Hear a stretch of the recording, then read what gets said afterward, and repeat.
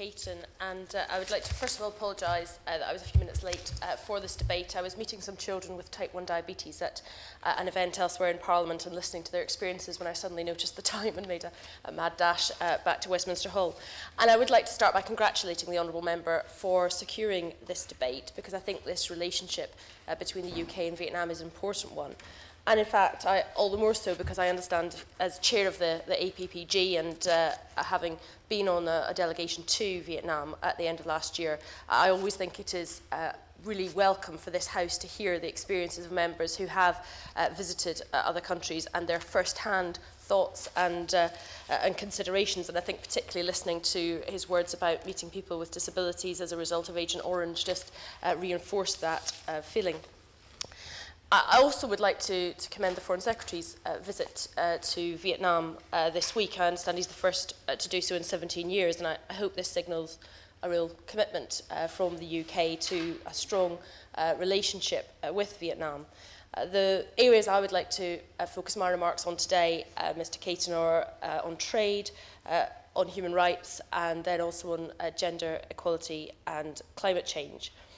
I think strengthening our trade and business links with East Asian countries like Vietnam is important, and we obviously saw just a few weeks ago the Prime Minister's visit to various countries in the region, and obviously being followed up now by the Foreign Secretary visiting Vietnam and other places this week. And I think that is particularly important in the context also of our domestic problems here in the UK with the difficult economic situation, looking beyond our borders for promoting economic growth and the health of our economy is going to be increasingly important.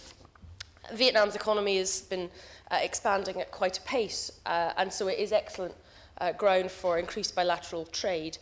In 2010, the GDP growth there was 6.7%, which was a rather enviable statistic compared to other countries around the world post-2008 in particular. And in fact, for the 5 years running up to 2010, the average was 6.9%. And in fact, Vietnam's GDP has doubled every 10 years since 1986, and their economic growth has been second only to China. The UK exports to Vietnam reached 276 million in 2010, which was a 32% increase in the previous year, but there is clearly much more that could be done, and so I welcome UKTI's goal to increase the two-way trade between the countries to $4 billion next year. More UK companies really could see Vietnam as a potential market. There are numerous business opportunities in oil and gas, in agriculture, construction, financial services, and information technology. But there is still significant barriers to investment in the country, according to the British business community, such as widespread corruption, red tape, high inflation, and the lack of infrastructure in many cases. As well as highlighting the importance of our trading relationship with Vietnam, I think it is really important that we do not avert our eyes from the human rights difficulties and abuses taking place in the country. Human Rights Watch, their report this year, said that the government in Vietnam has severely cracked down on political dissent. Freedom of expression and public assembly are tightly controlled. Religious activists are harassed, intimidated, and imprisoned. There are even reports that state-run drug rehabilitation centres use detainees as forced labourers to make goods for local markets and indeed for export. In terms of freedom of speech, there recently was a case of jailed bloggers Nguyen Van Hai, Phan Tan Hai and Ta Phong Tan, who apparently, allegedly conducted propaganda against the state under Article 88 of the Penal Code, but effectively were just expressing their views online. These three bloggers are founding members of the Club for Free Journalists, which exists to promote freedom of expression and independent journalism, which is something which all of us in this country hold dear and think is very important as a principle for a free society. But instead, in Vietnam, the police harass, intimidate and detain its members for the past 4 years. So I do hope that this is something which, in our renewed relationship with the Vietnamese government, that we are also raising our concerns from the UK point of view about these issues. And another issue where I would also hope we are pressing very firmly is on the use of the death penalty, which I personally, as a member of Amnesty, don't believe is acceptable under any circumstance. The statistics in Vietnam on how many people are put to death by the state was actually deemed a state secret in 2011. And so we have to rely on other sources of human rights organisations for statistics. But Amnesty International recorded at least 5 executions and 23 new death sentences imposed in 2011, mostly for drug-related offences.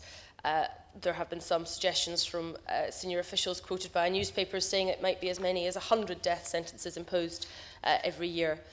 So I do hope that the UK government will continue its strong record of making sure our views very strongly that the death penalty is wrong, that this will be something which will be raised in our meetings with ministers. Touching on women, there is perhaps a slightly more positive story to be told in Vietnam, and in fact, many of the reports say there has been remarkable progress on gender equality, addressing disparities in education, in employment, and indeed in health in recent years. The World Bank Gender Assessment Report does say that women's outcomes have improved significantly, and just as a couple of examples, child mortality and indeed maternal mortality have fallen sharply, which is very welcome news. Between 1990 and 2004, maternal mortality fell from 233 to 85 deaths per 100,000 live births, and indeed fell further to 69 per 100,000 in 2009. And indeed, within the labour market, women's participation rates are very high, in fact amongst the highest in the region, only behind China, Laos and Cambodia. And in fact, taking in mind the statistics I quoted earlier about the growth of the Vietnamese economy, I think it's worth just making the remark that, of course, when a country does properly engage the talents of 100% rather than 50% of its population, then that does have economic benefits as well. And I'm sure the two statistics are not entirely unconnected. However, even on gender, there are still issues, particularly with regard to older women and indeed women living in the rural parts of Vietnam, where there is still a very significant issue around poverty and indeed a gendered aspect to that, with women more likely to be living in poverty. And I'd just like to finally touch on the issue of climate change, Mr. Caton, which Vietnam has made a commitment to sustainable development and saying that they will respond to the challenges posed by climate change. But this is a country which faces very, very severe threats, and therefore adaptation measures must be a priority. If, as is predicted, the temperature increases by just over 2 degrees towards the end of this century, then the dry season in Vietnam will become drier with decreased rainfall, and indeed the rainfall in the rainy season will increase. And so this will lead to greater risk of extreme weather events and flooding, and indeed problems within the dry season.